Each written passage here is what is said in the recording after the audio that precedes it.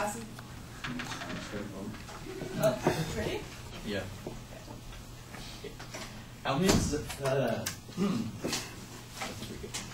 have heard, if you want to be different, then just, excuse me, if you want to stand out, then just be different. I'm here to disagree with that quote. I think that if you want to stand out, don't be different, be outstanding. That was my quote I'm talking about, and I agree with that quote. Sorry, let me set up. And I'm going to be giving 3 examples of why I agree with the quote, if you want to stand out, don't be different, be outstanding. I will be giving examples from school, some experiences I had in high school, and my part-time job, and my future career. So my first example will be standing out by being outstanding in school. So when I first started high school, I found myself in a totally new environment, completely new environment, and as I got new friends, we all started just becoming close. But as high school moved on, of course, everyone moved on to drugs and alcohol. And since I was raised with quite the good parents who beat some sense into me, I was never into that stuff. And apparently, soon we started splitting ways. And I chose to stand out at that point by being different, by not drinking alcohol, going to parties. But soon I found myself isolated. But then I also found myself failing at school just because I still hung out with them. But not only because I didn't do what they did. I still found myself in that environment. But soon, after a while, I had to cut them off as friends because they were just holding me down too much.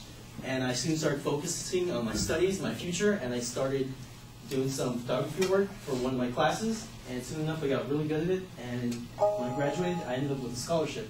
So I ended up standing out not by just being different, but by being outstanding in what I did. Another example I will be talking about is in the workplace. I used to work as a driver in Papa John's, and of course, any part-time job can get very, very mundane. And I chose to not just be one of the mindless drones just folding boxes, but I chose to actually be as excellent of a worker as I could be in that environment. And that way I would be different. That way I wouldn't be just different, but I would stand out. And one last example I would like to give is in my career. I am studying to be a film major, and I make movies.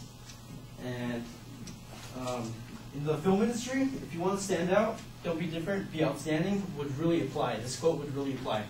Because there's lots of formulas in the film industry. Like, for example, I'm sure we've all seen plenty of horror films where it's the same formula. There's a killer, then the virgin doesn't die, black guy gets killed, all that kind of stuff. It's all very formulaic. And when something new comes along, something not just different, like totally like dumb, out of nowhere different, but something outstanding, for example, Inception would be a good example, then it just, boom, it totally stands out, not because it's just different out there, but because it's outstanding, it's awesome. And yeah, in conclusion, I agree with the quote, if you want to stand out, don't just be different, but be outstanding.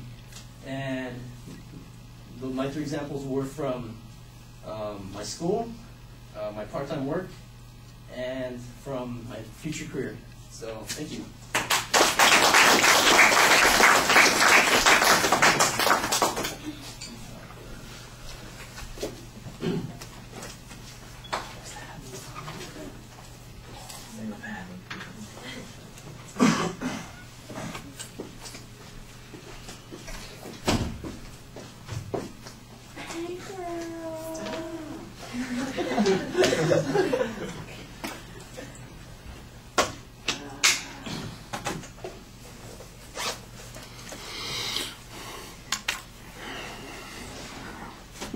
All right, well, you almost used the quote as your attention device. You've got a nice little twist on it, and I thought that worked okay. We know kind of where you're going here, and you've got a pretty good setup of what the content's going to be. I thought your supporting points were okay.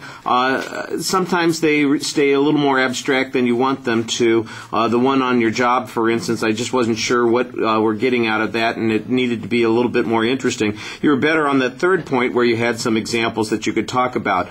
Presentation issues issues. Your voice projects really well. There's good variety and emphasis there. I thought it was the pacing was solid in terms of how long you were speaking and the regularity of your presentation.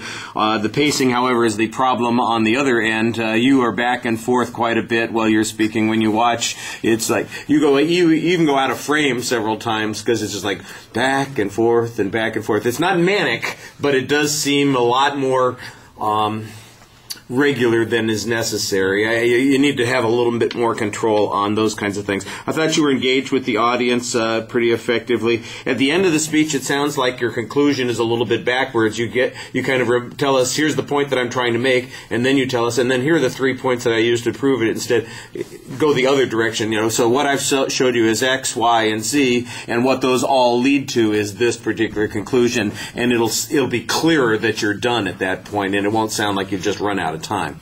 All right, thank you.